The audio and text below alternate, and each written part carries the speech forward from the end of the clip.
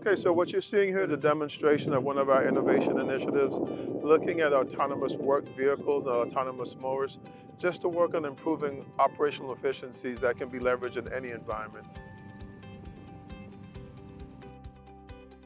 A lot of us grew up watching science fiction, and today you're going to get to see science fiction turn into reality right here at a Homestead General Aviation Airport. So in addition to these prototypes being extremely cool, they are the latest way that we're going to be innovating our airport, increasing efficiency, reducing costs, and creating a more future-ready Miami International Airport. Since last September, these autonomous vehicles have been mowing grass and spraying pesticide here at Homestead General and also at Miami Executive Airport, 4 days a week, 6 hours every day, with no sick days or lunch breaks. This technology has enormous potential, not only for simplifying the maintenance of large open spaces at the airport, but for the county in general. For example, parks, facilities, things of that nature. This technology will not result in any way in any workers losing their jobs.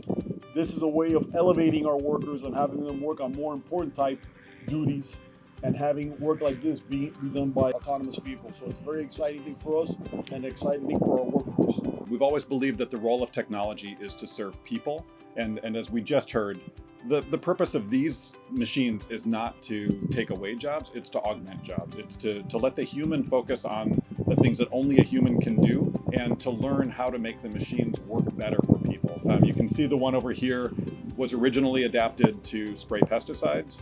And then we were able to add a fertilizer trailer to that. And we just kept working together and finding new solutions together. And that's the way we want these demonstration projects to work. So thank you all for your partnership and your collaboration on that.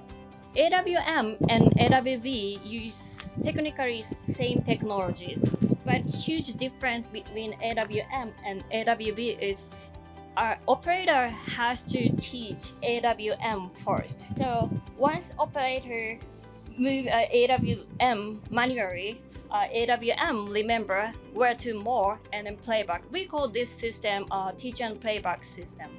And Honda will continuously make an effort to upgrade and bring our solution here in the future. We want to be able to expose this as an opportunity for creating sustainability and resilience. And I think that's going to be one of the new driving factors of what innovation is going to do.